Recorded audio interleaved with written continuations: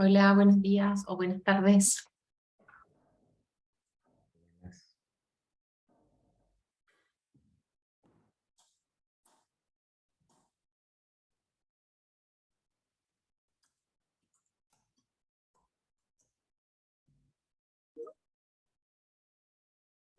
Hola, ¿comenzamos?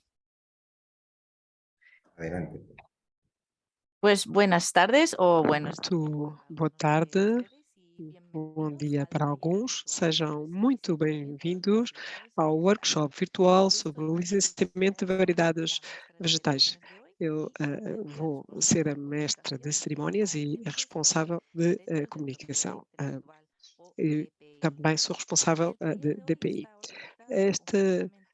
Esta workshop de hoje está organizada pela Ação DPI e pelo o projeto IPKI da América Latina, duas iniciativas de cooperação internacional do EUIPO. EUIPO. Antes de começarmos este workshop, queria fazer algumas menções de caráter administrativo. Queria dizer que tem à vossa disposição a interpretação em português. disponível. La estructura del taller de hoy es la A siguiente. estrutura de hoje é a seguinte: depois das boas-vindas, temos duas sessões de 1 hora.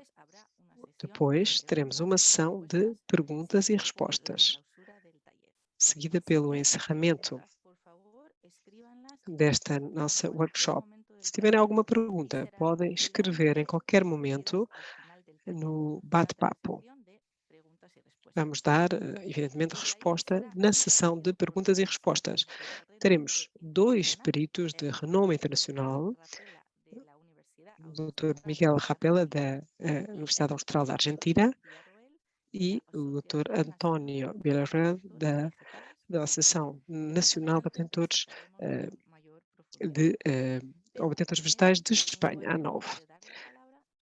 Primeiro, vou dar a palavra a Mariana Viqueri Ponferrada, líder do IPI, para dar aqui as boas-vindas. Tem a palavra, então. Bom dia ou boa tarde a todos. Agradeço teres-me dado a palavra. Eu sou chefe de projeto, líder do projeto Alinvest Verde. É um projeto inserido num projeto muito mais abrangente e bastante conhecido por diferentes intervenientes económicos, o Alinvest. Alinvest Verde DPI é a parte da propriedade intelectual do Alinvest Verde e assim tem o objetivo de conseguir uma utilização mais eficaz dos direitos de propriedade intelectual. Nós consideramos que é necessário para potenciar a inovação e para converter o investimento num ativo económico. É certamente um fator de desenvolvimento económico, um fator de trabalho muito importante para a região, enfim, para todos os países do mundo, não só para a região da América Latina. É um projeto inovador, é agora o segundo acontecimento que estamos a realizar, fazemos-lo com grande alegria, em conjunto com um outro projeto europeu, o IPQ, América Latina. Eu queria mencionar que o alcance geográfico do projeto está dirigido à América Latina, está dirigido especialmente para o Mercosul. Temos, assim,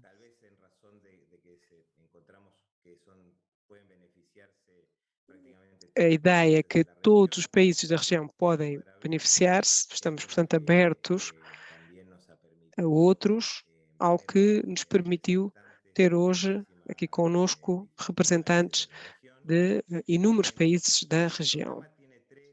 É um programa que tem 3 vertentes importantes, 3 áreas de trabalho, uma de reforço institucional, para conseguir instituições de propriedade intelectual, portanto, para termos instituições que administram, que gerem, fazem esse gerenciamento da propriedade intelectual nos diferentes países, que o façam com alguma eficácia.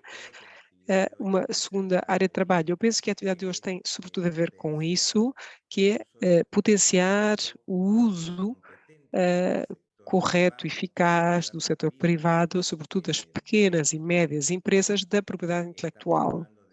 Estamos aqui a falar de uma boa gestão e comercialização da propriedade intelectual,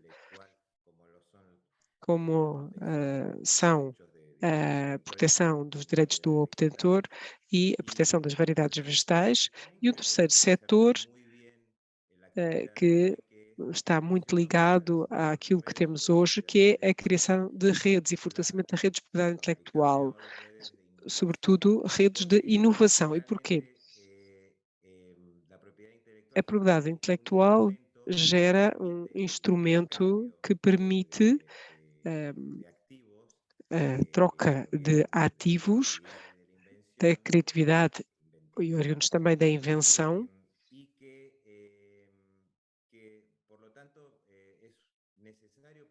Assim, é necessária para fomentar a colaboração. É a chave para o êxito no âmbito de qualquer processo de inovação. Sim, penso que devemos estar satisfeitos por várias razões. Não há dúvida, como disse Martins, a qualidade dos nossos oradores, Miguel Rapella e António Villarroel, de grande prestígio internacional, partilham connosco este conhecimento profundo com um sentido didático, académico e também um cariz prático, que é extremamente importante para este fórum. Depois, a qualidade do programa, não devemos deixar de lado a questão do material em que se baseia. O colega Carlos Assorim, que está aqui connosco, irá focá-lo. É um programa que nos permite abordar, em primeiro lugar, pelas estruturas e a parte funcional, que é a transferência da tecnologia neste espaço, a ligação, é a ponte entre a investigação e a indústria, e também as ferramentas concretas que permitem ter estes direitos de propriedade intelectual, ter protegidas as variedades vegetais, que são os contratos, e os elementos necessários para essas transações. Por último, não, ainda não vou acabar. Como penúltimo ponto, quero dar os parabéns à IPKI. Fico muito satisfeito pela colaboração com o outro grande projeto gerido pelo Gabinete da União Europeia, o IPO, de Propriedade Intelectual, por ter criado um material que serviu de inspiração ao curso, portanto, muito obrigado ao Instituto. Também a questão das sinergias e permite-nos chegar ao maior público, e depois o facto de termos tido tanto êxito neste evento, porque superou largamente as expectativas. Apesar de tudo o que eu disse anteriormente, na verdade, ficamos muito satisfeitos por ver que havia tanto interesse, sabendo que para esta região a produção agrícola é fundamental. Dito isto, penso que já falei demasiado. Agradeço muito por estarem presentes, palestrantes, equipa, público, e por isso agradeço e espero que seja realmente um evento muito interessante. Muito obrigado, Mariano, pela palavra. Passo a palavra a Carlos Assorin, líder do projeto IPKI América Latina, para fazer-nos uma pequena apresentação pelo IPKI Licensed Laboratório de Licenciamento. Carlos, tem a palavra. Muito obrigado, Martins. Muito bom dia aos colegas da América Latina, boa tarde para os colegas da Europa. Queria agradecer ao Mariano pelas palavras que disse, a sinergia entre os projetos que trabalham numa mesma área. Temos muito à nossa frente, mas os primeiros resultados, e como disse o Mariano, temos quase 350 pessoas ligadas, que estão aqui conectadas com esta colaboração conjunta. Portanto, conseguimos chegar muito longe. É um prazer estar aqui neste workshop sobre o licenciamento de variedades vegetais e não sei se vê aqui a minha gravata, fazia aqui uma pequena referência, tem aqui motivos vegetais e, portanto, eu queria, enfim, fazer esta piscadela de olho. Agradeço ao IPO, ao Instituto Europeu de Propriedade Intelectual, que dá este apoio para a observância e a proteção da propriedade intelectual em toda a região. Nós temos uma grande trajetória nos temas que dizem respeito às variedades vegetais. A primeira parte da IPKI América Latina, que terminou em agosto de 2021 e que teve um projeto que de 4 anos foram feitas 8 atividades relativamente a variedades vegetais. Começamos em uma segunda fase do IPKI América Latina, começamos este ano. Começamos a realizar atividades em abril. Esta é a segunda atividade realizada sobre variedades vegetais. Desta vez, em colaboração com Olinvest Verde. Uma das atividades executadas na fase anterior, feita com alguns profissionais que estão, aliás, presentes, o Dr. António Villarroel e o Dr. Miguel Rapella, foi um curso muito interessante em formato digital que incluía as questões-chave sobre o licenciamento de variedades vegetais para instituições públicas também e para PN. Portanto, parte será apresentado aqui pelos nossos peritos. Irei dar-vos o link deste curso como documento e assim poderão descarregá-lo, fazer download. Podem ver aqui neste documento que há exemplos práticos de contrato de licença. Há até um checklist para verificar em todos os pontos para estes contratos. São uma série de pontos extremamente úteis. Trata em grande profundidade aspectos que vão ser tratados outros e agradeço que façam download. Será um material de apoio, são apontamentos funcionará como uma verdadeira sebenta para apoiar os estudos. É tudo o que tinha a dizer. Queria desejar que corresse tudo muito bem, que aproveitassem ao máximo e agradecer. Obrigada, Carlos, pelas suas palavras. Vamos começar já ao workshop de hoje. Teremos Afonso Rivera, perito em propriedade intelectual do projeto IPQ América Latina. Passo agora a palavra a Afonso Rivera. Muito obrigado. Será então o nosso moderador. Queria dar as boas-vindas a todos os participantes para a IPQ. É um grande prazer poder participar com o Olinvest Verde. Vemos que há muitas pessoas registadas, na maioria de universidades, de institutos públicos, centros de investigação. Confirma que esta é uma matéria que muito interessa. Podemos criar mais eventos sobre variedades vegetais, sendo a nossa região uma poderosa exportadora de produtos agrícolas para o resto do mundo. Vemos que há um interesse relativamente ao licenciamento. É uma questão técnica extremamente importante e é, aliás, indispensável para que os investidores e desenvolvedores possam gerar recursos económicos para que possam continuar, entre outros, a desenvolver tais variedades. Quero também agradecer de forma específica aos grandes peritos António e Miguel, que contribuíram com muito entusiasmo na participação e na elaboração do projeto. Estarei atento ao bate-papo, estarei muito atento às perguntas que forem fazendo, para que, no fim, quando Martins nos disser, vamos passar quando possamos passar à ronda de perguntas. Muito obrigada pelas tuas palavras. Vamos então começar com a primeira sessão. Vamos ouvir então o Dr. Rapella. Dr. Rapella é engenheiro agrónomo e é doutor em Ciências Agrárias e Florestais. Foi diretor executivo da Associação de Proteção de Variedades da Argentina, diretor académico do mestrado de Propriedade Intelectual e Novas Tecnologias da Universidade Austral, diretor de Vinculação Tecnológica da Plataforma de Genómica da Faculdade de Agronomia da Universidade de Buenos Aires e membro dos comitês técnicos da Comissão de Sementes, CONAS. O Sr. Rapella tem então a palavra.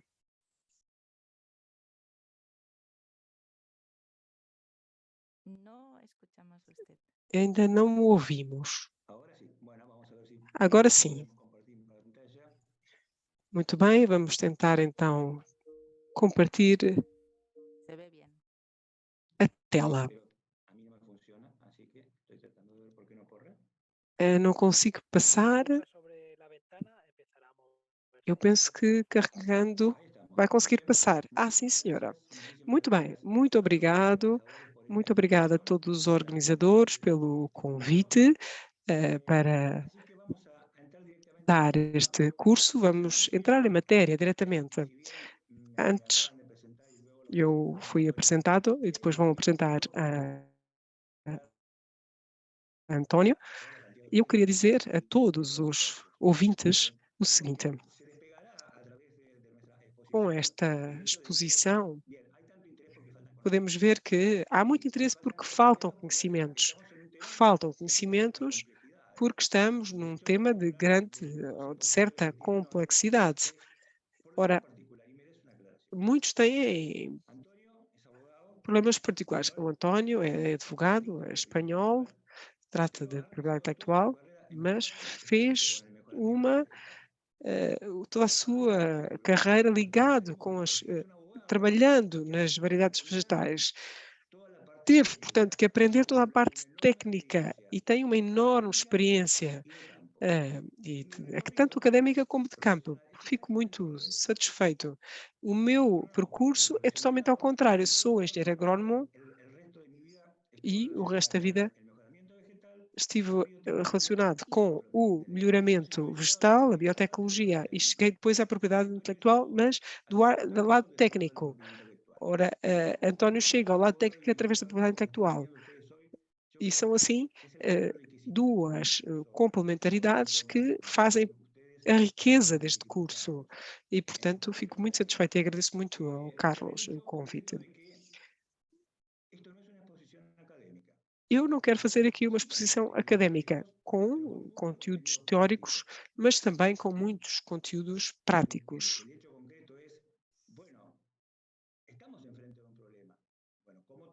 Nós estamos perante um problema. Esse é o facto. Como é que podemos solucionar o problema? Vendo que há tantos ouvintes e ficamos muito surpreendidos, o que mostra claramente é que há uma necessidade. Fica patente. Dissemos, sabemos, sabemos que é uma realidade que conhecemos.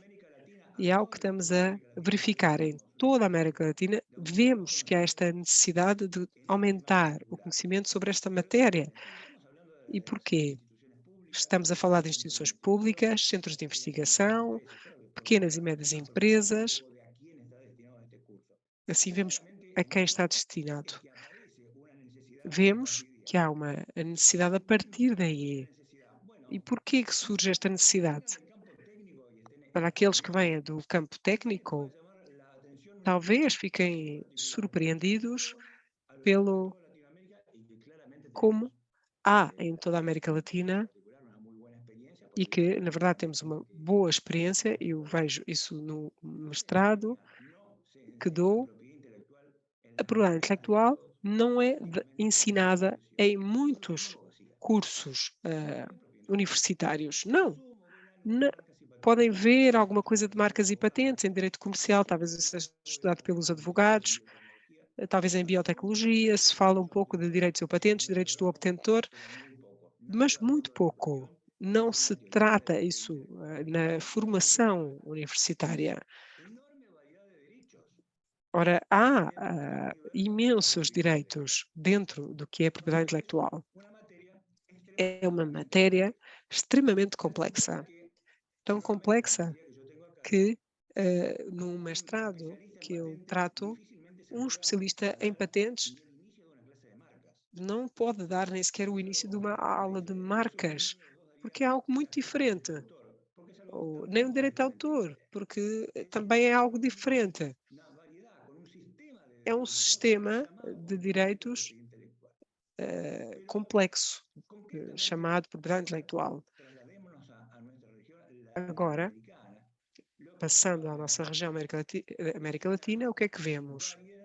Vemos que há uma variedade de cenários difíceis de generalizar em complexos, em conceitos amplos, porque há uma grande variedade, como disse.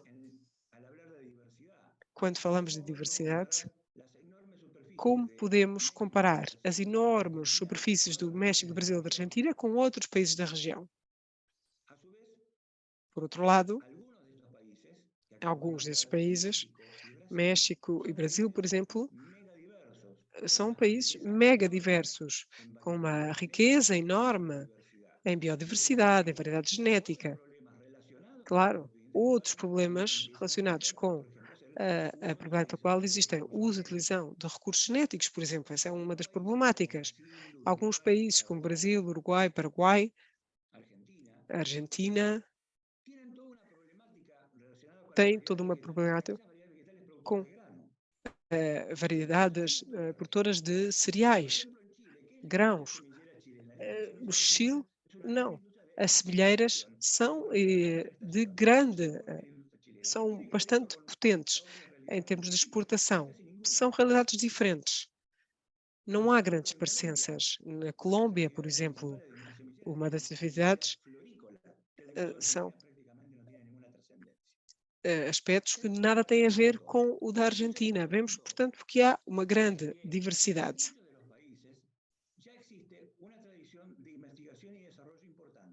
Por outro lado, há outros países em que há grande experiência de investigação no setor privado, tanto a Argentina como o Uruguai.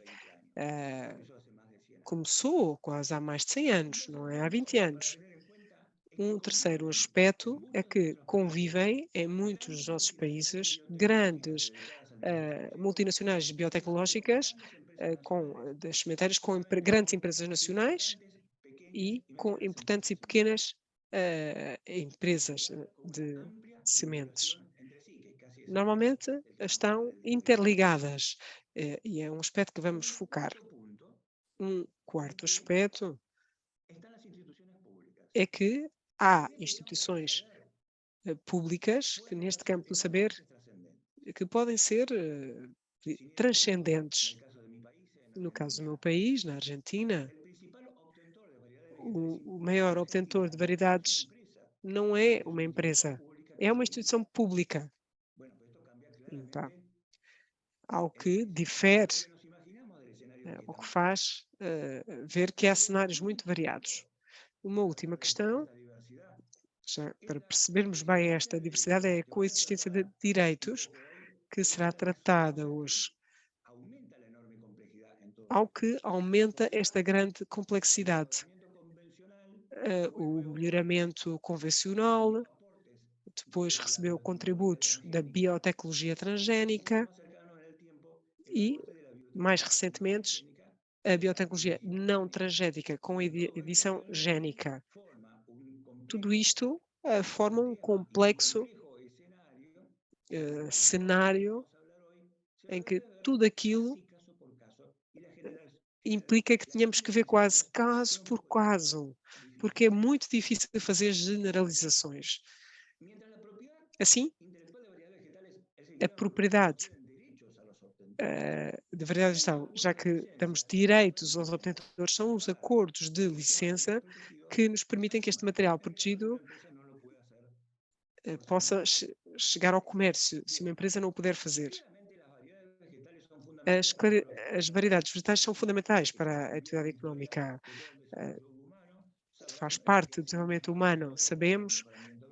O melhoramento vegetal foi muito importante, sobretudo a partir de 1960. Melhorias que permitiram este aumento de produtividade e permitiu alimentar esta população de 8 mil milhões de habitantes da superfície da Terra, e para que tivessem calorias suficientes. Mas não podemos generalizar quando falamos destas variedades. Será algo que vou focar inúmeras vezes.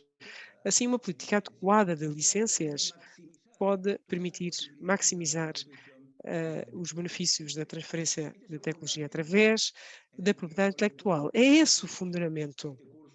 É o fundamento que nos levou a fazer este curso com o apoio das instituições.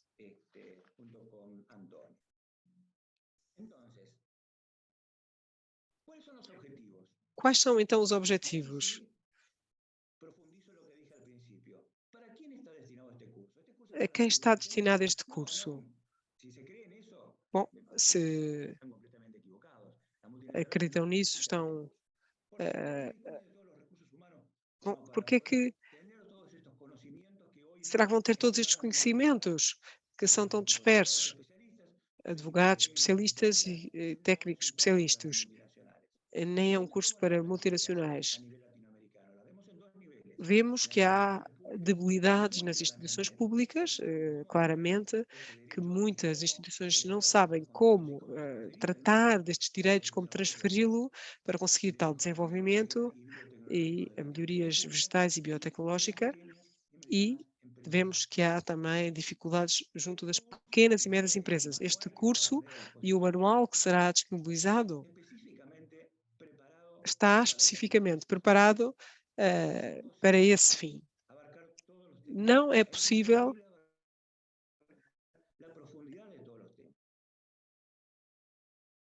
é impossível tratar de todos os temas. Com este manual propusemos que fosse algo que não vai tratar de tudo. Queremos transmitir e vamos ter este checklist. E devo explicar, então, o que é que eu preciso para ter um bom contrato? O que é que eu tenho que fazer? Terem isto, aquilo e aquilo outro. Esse é algo importante. Muito bem. fundamentalmente, queremos que é importante entender os aspectos básicos da coexistência de direitos, muito problemáticos no caso da Latinoamérica, ao que não acontece na Europa. Tivemos que fazê-lo sem experiência prévia, para tratar de variedades que já tinham variedades biotecnológicas patentadas. Como é que fazemos essas licenças? Como é que conseguimos licenças das partes que dizem respeito a uma mesma variedade vegetal? Então, queremos facilitar uma compreensão básica sobre os aspectos de gestão, o papel de unidade de transferência e controle de uso de variedades, quer dizer, as razões pelas quais a gente precisa proteger, a forma de estabelecer um acordo de licença e depois como gerenciá-lo. E queremos, por meio desse curso, facilitar a capacitação de peritos, pelo menos que tenham esses conhecimentos essenciais. O que eu preciso saber sobre o que vocês vão ter no curso? O Antônio vai profundizar nisso. Precisamos melhorar o conteúdo, redação e análise da transferência de variedades protegidas como uma ferramenta para melhor inovação e para proteger o abuso por parte de terceiros. Como objetivo do curso, o que a gente quer é tentar alcançar um estándar ou padrão mais alto de proteção e aplicação do DOV em toda a região. E ensinar que o valor transacional que a propriedade tem é a base de todo o sistema. Em último lugar, por meio de exemplos concretos, a gente quer mostrar as vantagens da transferência das soluções público-privadas, privadas, público e público, dessas empresas de melhora e como partilhar os resultados de um jeito legal e clara, útil para todas as partes sem problema. Quando vocês recebam, bom, melhor dito, quando disponibilizarmos aqui o material preparado, o material vai estar dividido em 10 módulos, a gente vai explicar isso aqui. Em cada módulo, vão ter um conteúdo, tempo de estudo por módulo, o objetivo que pode se esperar em cada um, o desenvolvimento, as partes específicas, mostrando como pop-ups, para que o leitor preste atenção nos temas e pontos principais e as perguntas de autoavaliação. Quando façam isso, sejam fiéis a vocês mesmos, leiam cada módulo, respondam as perguntas. Se não puderem, estudem o módulo de novo, porque é realmente uma ferramenta que significou tanto trabalho da nossa parte que acreditamos que pode ser muito útil.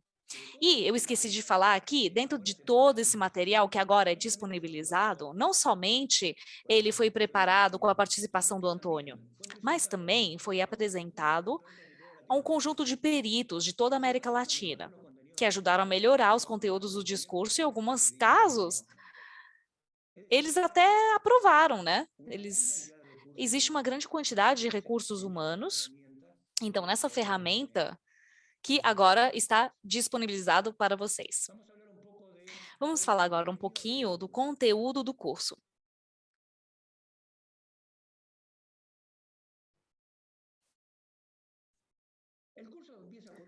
O curso começa com um módulo de introdução, que fala de direito de propriedade intelectual vinculado com as variedades vegetais. Aqui tem uma primeira pergunta. E por que a gente precisa desses direitos de propriedade intelectual em variedades vegetais? Eu entrei nesse tema que apareceu em reuniões, né? Quanto a esse tema. E em qualquer país da América Latina, em qualquer país, devem ter visto a sensibilidade enorme que existe para com esse tema. Eu costumo dizer nas minhas aulas que, pelo menos na Argentina, é mais fácil mudar um código civil, o código penal, do que mudar uma lei de propriedade intelectual com variedades vegetais. É muito sensível esse tema. uma das primeiras coisas que a gente se fala é por que, se o meu avô, meu pai faziam tal coisa com as sementes, e agora eu não posso fazer a mesma coisa. E é muito difícil poder explicar isso se a gente não der uma olhada na história e como houve uma evolução para melhorar as espécies vegetais, pelo menos através de 4 épocas claramente identificáveis. A primeira tem um começo crucial aqui para a raça humana. Crucial. É a passagem do Paleolítico ao Neolítico. Populações nômades a sedentárias. E em muitos livros existe um erro crasso, que um homem descobriu a agricultura como se tivesse existido antes dos homens naquela época. Né? Ninguém descobriu a agricultura, houve criação da agricultura. Em que os historiadores e peritos dão um papel à mulher que é muito particular, que é o papel da mulher mais importante que aquele do homem. E identificaram que, se ela escolhia as melhores plantas, guardava as melhores sementes da planta e guardava em algum lugar, e no ano seguinte ela semeava de novo, então a planta seria igual à gerada pela semente. Essa é uma invenção, não é um descobrimento. E isso possibilitou uma mudança completa na raça humana. Permitiu estabelecer-nos em cidades, não ter que sair para perseguir, caçar alimento em quilômetros e quilômetros. E permitiu depois uma coisa sem limites, que a gente tivesse tempo. E quando o homem e a mulher tinham tempo, pouparam tempo, não precisavam ser nômadas, já eram sedentários, aí houve evolução da raça humana. Por isso que a cultura e a evolução vão de mãos dadas. E até antes de Cristo, entenderam, durante um longo tempo, 12.000 anos, a gente ficou fazendo a mesma coisa. A gente escolhia as melhores plantas, a gente guardava as melhores sementes, e a gente usava no cultivo seguinte, um processo chamado hoje da era da domesticidade. Então, a gente começava a domesticar essas plantas selvagens para adaptá-las a nossas necessidades particulares. E é aí que a transformação começou. Mas o que a gente sabia que acontecia nas variedades vegetais dentro das plantas? A gente não sabia nada sobre isso. Não tinha conhecimento algum teórico, praticamente nenhum conhecimento teórico de por que as coisas aconteciam assim. Então, essa era terminou de vez, 1876. Em 1866, um monge austríaco, Mendel, um grande observador e técnico meticuloso, né, para cruzamento, medição, acabar com ideias preconcebidas, mudou tudo. E ele mudou o quê? O que o Gregor Mendel fez que é tão fundamental? Eu não sei se vocês lembram, né, da época da escola. O Mendel entendeu que era possível aplicar leis matemáticas para fenômenos biológicos. Que a herança não é simplesmente ver as coisas e ver o que acontece, mas que também obedecia às leis da probabilidade. A biologia e a matemática podiam se unir, e se uniram com o Mendel a partir de 1866, e fundamentalmente a partir do século XX, depois que todo o trabalho do Mendel foi entendido, porque na época ninguém entendia ele. Então, viram a importância do seu trabalho, e aí a gente começou a entender que a herança das plantas e da nossa, de todo ser vivo, responde a certas regras matemáticas, e aí em que realmente começou uma nova era para melhorar as espécies vegetais. Mas a gente continuava a olhar as vegetais e a sua forma, porque a gente não podia fazer outra coisa, não tinha um desenvolvimento importante, a gente não conhecia a estrutura fundamental dos vegetais. O que transmitia, qual era o componente principal da herança? Proteína, outra coisa, até que chegamos ao descobrimento do DNA. E aí a estrutura foi entendida.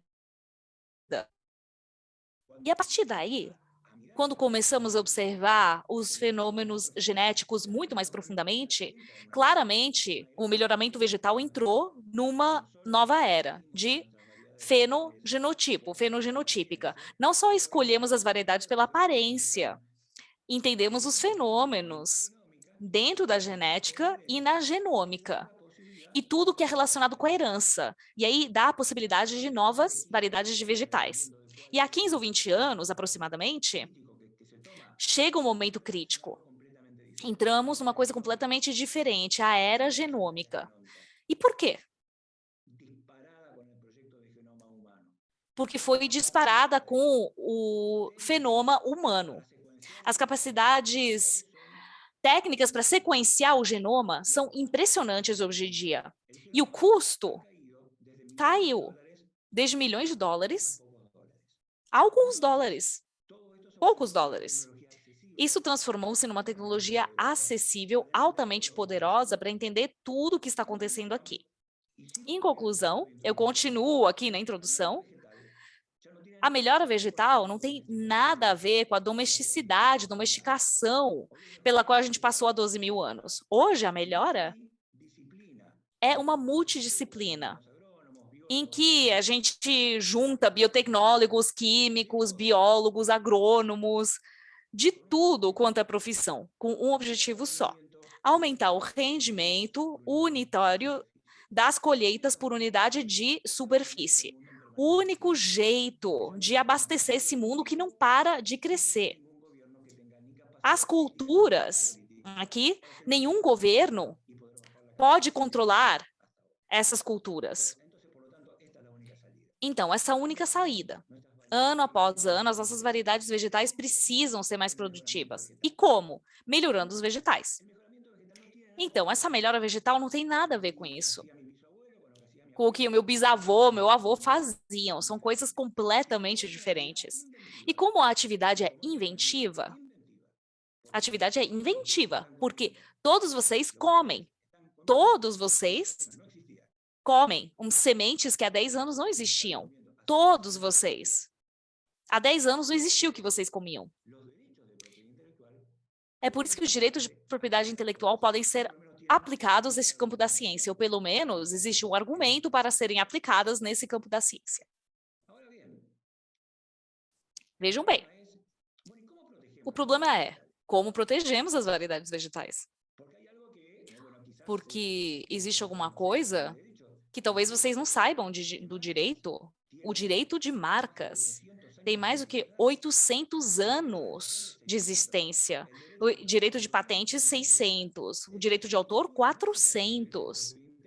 Aqui, a estrutura básica da propriedade intelectual tem raízes muito antigas. Mas esses direitos, protegendo as variedades vegetais, são absolutamente novos. Tão novos que em 1961 começaram. A gente pode pegar isso como data de início. Se compararmos com o resto dos direitos. Agora, entrando mais na parte legal, o direito do obtentor, que vai ser explicado um pouco mais, está em todos os nossos países. Em paralelo, há outro tratado internacional de importância extrema. O tratado TIP ou TICS. Aqui. O seu avô é o tratado internacional mais ratificado no mundo, pelo maior número de países. Todo mundo está nesse tratado. É verdade que ele está no mesmo nível do que o Tratado de Luvok, que também vamos falar dele. O Tratado TICS, é o tratado matriz aqui que regulamenta tudo que tem a ver com comércio e propriedade intelectual. E o que ele fala quanto a esse tema? Ele obriga todos os países a proteger todas as variedades vegetais de todos os gêneros e espécies. Mas não tem obrigação de definir de que jeito as variedades são protegidas. E elas devem ser protegidas, mas como? Façam o que quiserem. Querem com patentes? Vão adiante. Ou por um direito particular? Podem. Querem misturar? Tá bom. Façam o que quiserem, mas protejam as variedades vegetais. Certo. Esse parágrafo, muito ambíguo para alguns, existe porque é a correlação de todas as reuniões da União Europeia que serviu à elaboração do direito de proteção. É incrível que, no meio da guerra, a guerra que as guerras sofridas pela Europa no século XX estavam discutindo isso quanto às variedades vegetais. Eles concordavam que era novo, as variedades vegetais não eram persistentes na natureza e que precisam de direito de propriedade intelectual. E aí começou a batalha. A gente protege com batentes ou de outro jeito? Como que a gente protege? As batalhas duraram décadas. Até que na década de 50, na Europa, a decisão foi não.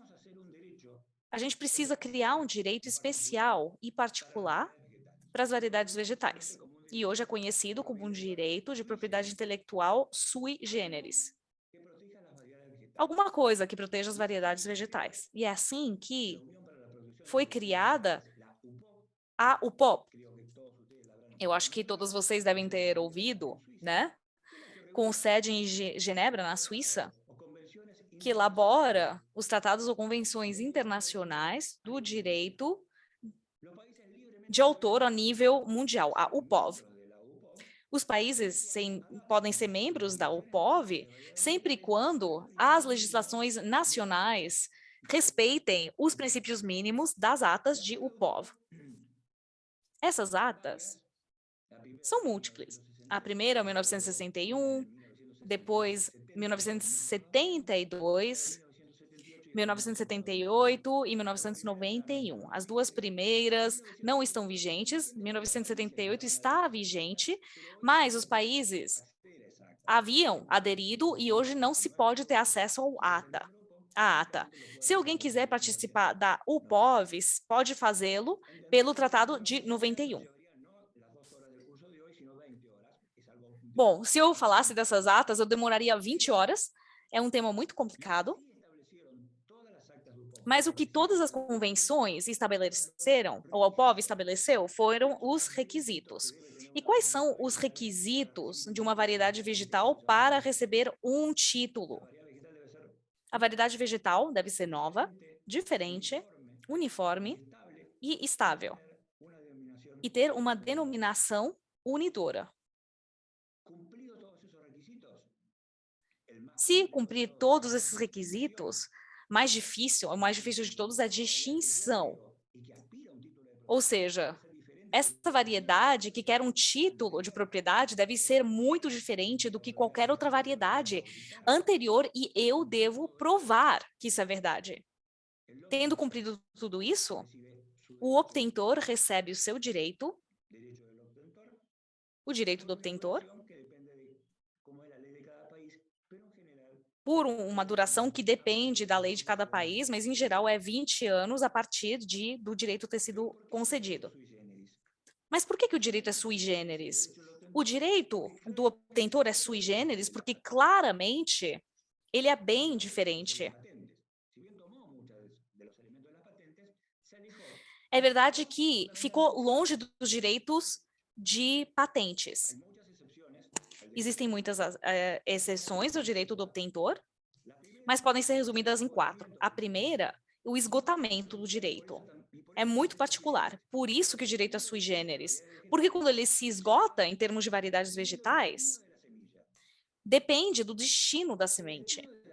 Se o destino da semente não for para o consumo, é um grão, e o direito do obtentor estará esgotado, porque não é uma semente, é um grão. Mas o material vegetal que eu tenho, se ele for ser usado para semear, reproduzir ou multiplicar, aí é semente.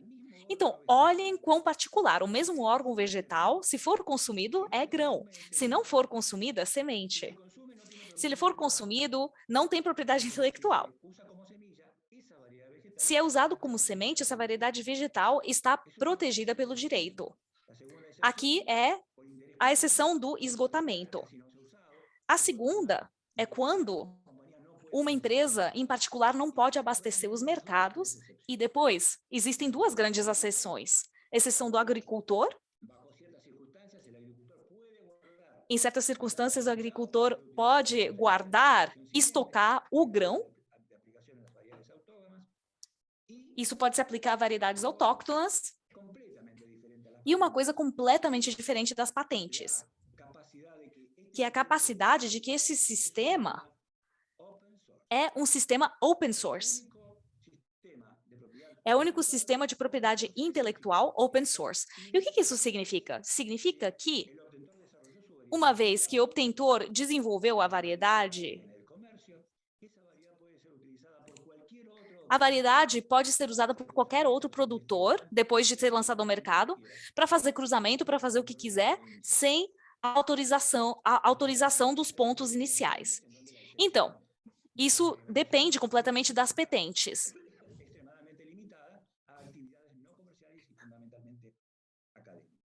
Em que o uso se vê fundamentalmente acadêmico. O direito do obtentor não é o único direito, porém, que inclui todo esse mundo. Pode haver muitas coisas no ponto 1, ponto 3, que existem em vários países. Por exemplo, em Estados Unidos, na América, é praticamente o único país do mundo que fez alguma coisa completamente diferente e aplica as patentes comuns e silvestres. Elas estão aplicadas à produção de variedades vegetais. Não tem outro país que tenha feito isso com a magnitude dos Estados Unidos. Então, qualquer coisa que a gente ensine, vamos falar dos Estados Unidos e variedade dos patentes.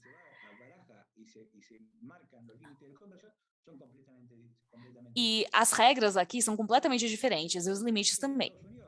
Por que a gente conseguiu fazer isso nos Estados Unidos e tão rapidamente?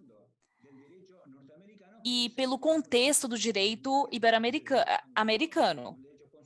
O direito anglo-saxão, um direito consuetudinário, no qual o juiz determina alguma coisa e é o que é aplicado.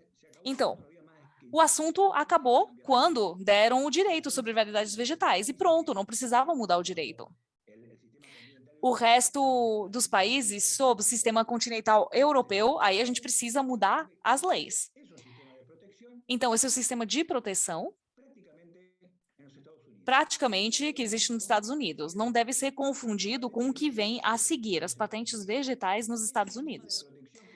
Esse é o sistema de proteção de 1930 nos Estados Unidos para proteger unicamente as plantas de reprodução assexuada. Não tem quase nada a ver com patentes. Existe outra particularidade na América do Norte. O que não é particular são as invenções biotecnológicas, que são praticamente protegidas em todos os países. Não devemos confundir os genes naturais com as invenções biotecnológicas. As invenções biotecnológicas são construções gênicas feitas no laboratório. São invenções, não descobrimento da natureza, são uma invenção. E como são uma invenção, tem capacidade para demonstrar os critérios de patentabilidade.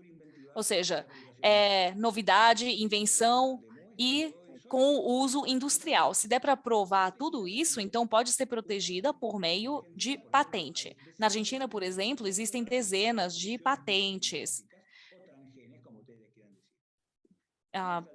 devido a sementes transgênicas. E aqui também estamos falando de convenção de UPOV. Então, precisamos estudar marcas. E os híbridos? Quem gerencia a informação da fórmula do cultivo híbrido? Isso é segredo industrial. As empresas não falaram com que cruzaram o quê para elaborar certo híbrido que eles comercializaram. A constituição híbrida é um segredo industrial que deve ser regulamentada com informação confidencial. E, em último lugar, temos indicações geográficas e denominações de origem, uma ferramenta que permite diferenciar um produto pela origem geográfica. Também é parte do universo, desse universo. E eu não posso esquecer de mencionar a última coisa, que está muito vinculado com isto, os recursos genéticos, regulamentados por outros tratados internacionais e outras considerações que não serão vistas aqui agora. Então, entendo a complexidade do módulo e a página que deveria levar a todo este módulo. Vocês aqui vão receber os elementos principais de cada coisa, particularmente do direito do obtentor. Vamos supor que a gente protegeu. Quais são as estruturas associadas à transferência tecnológica? Tem uma coisa muito particular em todos os direitos de propriedade intelectual que a gente viu. E no direito de obtentor. Cada um desses direitos tem um conteúdo positivo e negativo. A doutrina está muito mais inclinada pelos conteúdos negativos na definição. Então, o que é isso? Se eu tenho um direito de obtentor, o que eu posso fazer? Qual o alcance desse direito? O que está sob a minha tutela? Bom, a venda, produção, reprodução, exportação, importação, venda, doação, muita coisa, dependendo de cada circunstância ou de cada país. Mas se houver conteúdo negativo, o que é conteúdo negativo? Significa que eu posso exercer um direito, particularmente sobre aquele que quer usar a minha variedade. Então, eu tenho direito a fazer coisas, mas uma terceira pessoa não tem direito a fazer os atos que eu tenho direito a fazer. E devemos conhecer esses direitos. A partir daí, especialmente para as instituições, não para as PMEs, é realmente necessário, e eu enfatizo, realmente necessário, que todas as instituições públicas disponham de escritórios de transferência tecnológica, ou de agências de transferência tecnológica. Os investigadores, docentes, professores, não podem estar inseridos nesse problema, porque ele é muito complexo. Ele inclui temas legais, temas comerciais e temas técnicos. Deve haver escritórios de transferência tecnológica em todas as instituições públicas. Podem ser escritórios de transferência tecnológica, de vinculação tecnológica, e em outros casos, escritório até de população tecnológica. Mas recomendamos fortemente que as instituições públicas tenham isto. Eu não vou falar o que ocorre em algumas universidades dos Estados Unidos, nas quais todo investigador ou pesquisador tem um paper pronto para publicar e antes da publicação, ele precisa analisá-lo, que o escritório analise o paper, para que eles vejam se tem elementos que podem ser protegidos dentro do paper. Depende da região, é verdade que talvez alguns de vocês possam me ajudar, se alguma universidade da região faz isso, se vocês sabem, podem escrever no chat. Mas esses escritórios são fundamentais. E por quê? Porque o modelo linear que tem aqui no slide, transferência graças a licenças, já quase não existe. O que é o modelo linear? A gente estudou ele, muitos de nós. Como que era esse modelo? A universidade, o centro de pesquisa, faz investigação ou pesquisa básica. Em alguns casos, a investigação aplicada. E como que fazem a transferência? O que a indústria faz? Lê esses papers, fica informada, vai para congressos, fala, interessa, vou usar. Essa transferência é linear, sem união, concatenação na cadeia, em que podem até ocorrer fenômenos muito ruins. No caso da Argentina, está muito estudado. Se forem estudar, vão ver que é péssimo. É a transferência segreda, oculta de conhecimentos. Por quê? Porque como não tem propriedade intelectual, ninguém ficou preocupado, ninguém montou um sistema para tudo isso nas universidades e centros de pesquisa, e aí eles perdem enormes recursos. Por não ter feito as coisas como os novos modelos de transferência. Então, esse modelo linear já quase não existe. Em todo o mundo estão se desenvolvendo modelos que é graças a um grande epistemólogo argentino que desenvolveu o triângulo de Sabet. Vocês veem aqui a estrutura de investigação, que inclui a estrutura de ciência e técnicas, ou a estrutura produtiva das empresas. É um triângulo que deve funcionar desse jeito. É um triângulo que teve 2 impulsos que aconteceram na América do Norte, não na América do Sul. O primeiro impulso foi a Lei de Transferência de Tecnologia, que facilitou os convênios público-privados. E que mudou muito o perfil da existência do jeito de funcionar dos Estados Unidos. O mais importante foi a mudança da lei de patente de parte de Barry Down.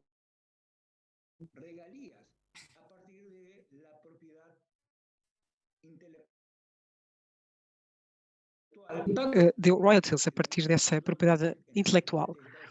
Assim, aquilo que foi feito foi fenomenal nos Estados Unidos, mas há pessoas e investigadores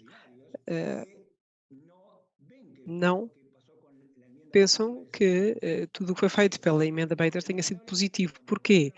Porque quando acontece assim dentro da universidade que a equipa de investigação que está a trabalhar em questões que são muito transferíveis, que acabam por ganhar muito dinheiro. E outros que não vão ver dinheiro nenhum. Assim, isso criou algumas reações não inteiramente positivas, porque as universidades fazem mais investigação, mais do que é necessário para transferir. Estas duas leis mudaram a estrutura da evolução daquilo que aconteceu da América do Norte e que foi levado para todo o mundo. Há outras transferências não lineares, empresas que se criam da noite para o dia para projetos específicos. Isto está cheio disso. Posso ter parte da equipa que se separa, por exemplo, da universidade, do Instituto de Investigação, e esse é um spin-off. Esse spin-off posso afastá-los e cria uma empresa. Se as coisas crescerem, temos alianças através de joint ventures. Assim, as principais estruturas que temos atualmente não sempre são lineais, são complexas, muito mais do que tínhamos antes. Estas são as estruturas. Quais são os instrumentos?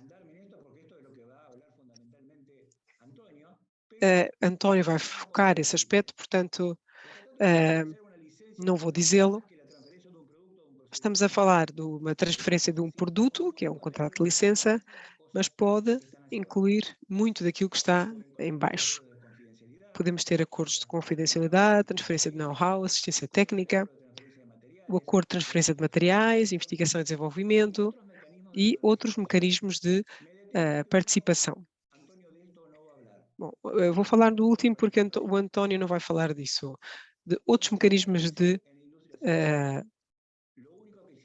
participação, seja uma grande ou pequena empresa, aquilo que tínhamos era a closed innovation, inovação fechada. A empresa tinha que fazer tudo. Tinha que fazer a sua investigação, o seu desenvolvimento, tinha que fazer isso tudo de forma sozinha, independente. Quando eu entrei neste setor e na avaliação, que tinha de dizer, tem algum parente de primeiro grau numa empresa de sementes? Se eu disse que sim, não podia entrar, tudo era segredo. Hoje, nada disso existe. O modelo de participação é open source, de código aberto. Mudou. tecnologicamente. Porque nenhuma empresa pode fazer tudo sozinha, tal como aconteceu com a Covid. É necessário cooperação. Cooperação público-privada, em modelos de Open Innovation. E vemos que há a ser acordos específicos sempre.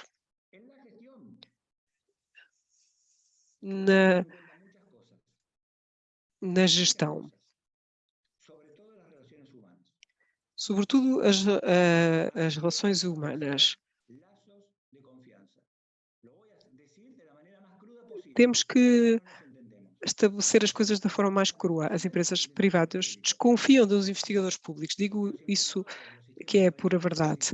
E os sistemas internacionais desconfiam das empresas.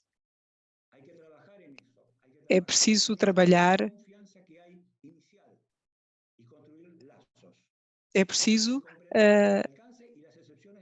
perceber o alcance dos direitos. É necessário uma complementação e há que familiarizar-se com os resultados. Neste ponto 4, há aqui 2 temas importantes que são de grande melindra. O 4.3, pessoas relevantes no processo de transferência, questões sensíveis. Quando fazemos uma transferência de qualquer tipo, quem são as pessoas que vão intervir? Muito cuidado com isso. E digo porquê? Todos os alunos, todos os estagiários, todos os profissionais, os técnicos. O que pode acontecer no ponto 4.5 e 4.6 é que a transferência tenha êxito, que é isso que pretendemos. Claro, queremos com muito êxito, todo o possível, mas se tivermos uma transferência com muito êxito, o que acontece? Vai chover dinheiro. E então, as sensibilidades sociais vão para o extremo.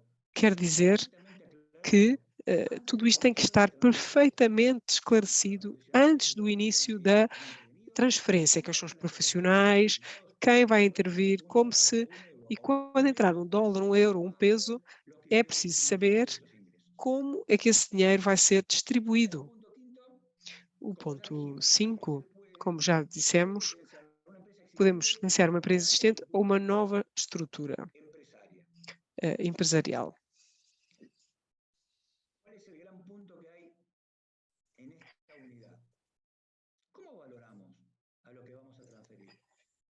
Como é que avaliamos aquilo que vamos transferir? Eu vou explicar a dificuldade. Posso dizer, o obtentor pensa que fez a melhor variedade do mundo. Aquele que vai licenciar pensa que é uma variedade de mais. Assim, o que vale 100 para o obtentor, para o receptor, vale 10. Como é que vamos avaliar este ativo intangível? É algo muito complicado. Como estabelecemos o valor da royalty, ou do direito, e da comercialização, que é o último ponto? E como é que fazemos a observância de tudo isto? Termino aqui a minha exposição, estas primeiras 5 unidades, e António vai entrar na questão central. Saber como fazemos esta licença e quais são os elementos que vão conformar.